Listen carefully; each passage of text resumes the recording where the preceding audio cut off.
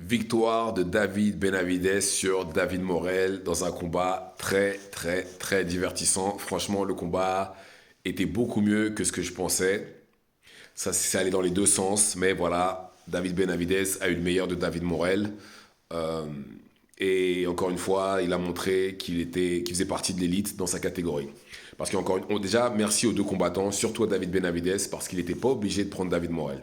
Il n'était pas du tout obligé, parce que en battant Gvozdyk, il est devenu mandataire WBC, ce qui fait que il aurait très bien pu s'asseoir et attendre le vainqueur du rematch entre Beterbiev et Bivol, ou, quoi qu'il en soit, ou même prendre quelqu'un de plus facile. Mais non, il a pris théoriquement l'adversaire le plus difficile possible. Et merci pour le divertissement, parce que le combat était vraiment très très très divertissant. Les quatre premiers rounds allaient dans les deux sens. Après, je pense qu'aux alentours du cinquième, c'est surtout allé du côté de Benavidez, grâce à ses uppercuts et ses coups au corps. J'ai l'impression que ça a été beaucoup plus difficile, même si, bon, bien entendu, il n'a pas blessé Morel, mais j'ai l'impression que c'était quand même difficile physiquement pour lui. Puis Benavidez, c'est quand même quelqu'un qui met énormément la pression. Euh, et par contre, Morel a réussi à envoyer Benavidez au sol, mais la seconde d'après, il a perdu le point parce qu'il a envoyé un coup à Benavidez après la cloche.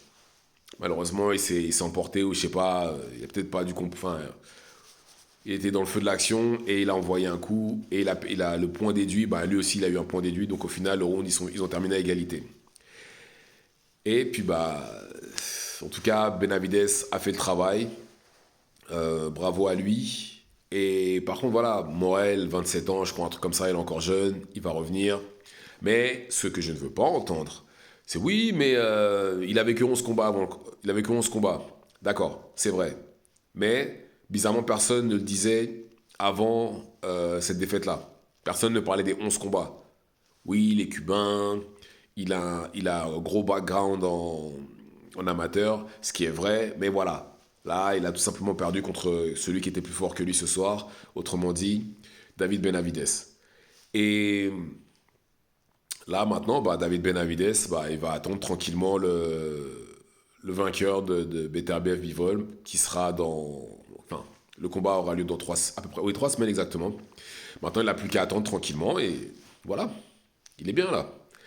Mais dans tous les cas, c'était vraiment le combat à la hauteur de mes espérances et même à la hauteur de tout le trash talk que les deux ont fait depuis le début de la promotion du combat. Là, on a vraiment vu qui est qui, on a vu le monstre faire son travail. Franchement, David Benavidez, même défensivement, je trouve qu'il s'est amélioré. Bon, c'est pas Floyd Mayweather non plus, hein. Mais voilà, défensivement, il s'est vraiment amélioré. Et par contre, en light heavyweight, j'ai l'impression qu'il est plus autant enfin, il est plus autant puissant qu'il ne l'était en, en super middleweight, parce que là, bah, les avantages physiques, il les a plus. La preuve contre Morel, les deux font la même taille. En termes de poids, c'est la même chose. Et par contre, il me semble que Morel a une plus grande allonge. Mais voilà, mais dans tous les cas, euh, il a fait le travail. Bon, malheureusement, il n'y a pas eu de KO, il y a juste eu un knockdown qui a été annulé la seconde d'après, mais voilà. Euh, mais sinon, c'était une belle carte. J'ai aimé les deux combats que j'ai vus avant, parce que j'ai pas tout regardé, hein. Le combat entre Fulton et Figueroa, beau combat. Fulton plus offensif. Et pour la deuxième fois, il a battu Figueroa, sauf que là, cette fois-ci, il était plus offensif. Il a fait les ajustements nécessaires, parce que Figueroa, quand il l'emmenait dans les cordes au début, enfin, Figueroa a fait l'ajustement de l'emmener dans les cordes à partir du troisième, quatrième round. Il a fait l'ajustement, il a accepté de combattre à courte distance.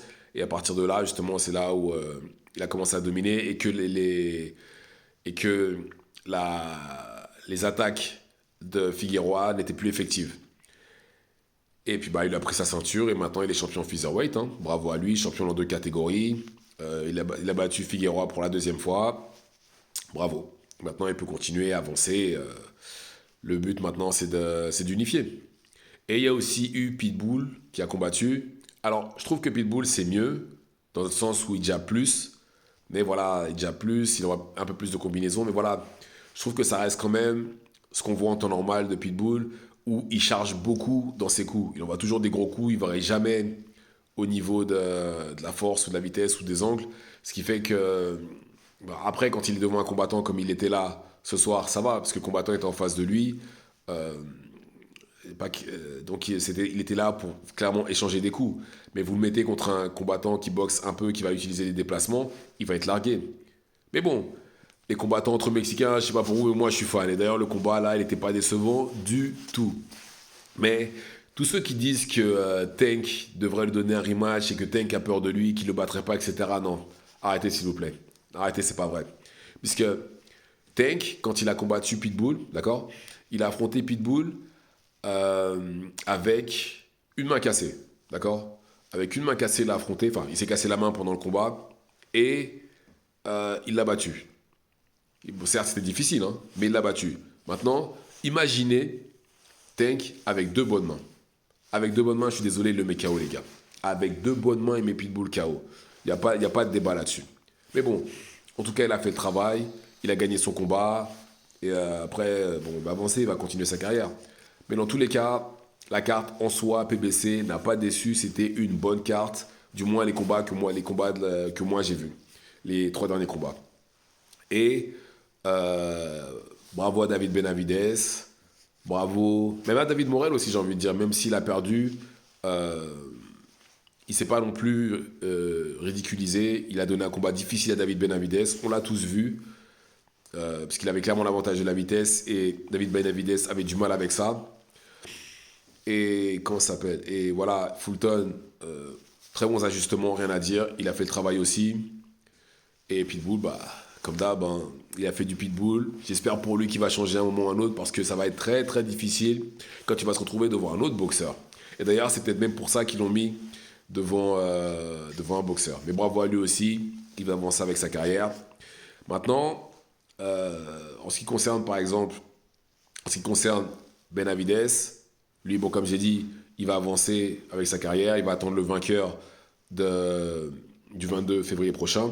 Par contre, Morel, comme j'ai dit, il a 27 ans, il ne s'est pas fait ridiculiser. Là maintenant, bah, tout simplement, ce qui va se passer pour lui, c'est il va recommencer, hein. Il va se remettre, il va combattre les adversaires un peu moins importants, et après il va remonter la pente. Il a que 27 ans, il va y arriver, il peut le faire. Et en plus de ça, Beterbiev, Bivol, il y a de grandes chances que les deux soit partent à la retraite ou soit montent de catégorie. Donc c'est pas comme s'il était dans une situation où il était coincé, comme en super middleweight, où c'est Canelo qui maintenait les ceintures en otage. Et là, c'est pas comme ça en light heavyweight. Justement, ça va aller très très vite à partir de maintenant. Donc voilà. Dites-moi ce que vous avez pensé du combat de Benavides. Dites-moi ce que vous avez pensé des combats de manière générale. Et c'est tout pour moi. Ciao, ciao.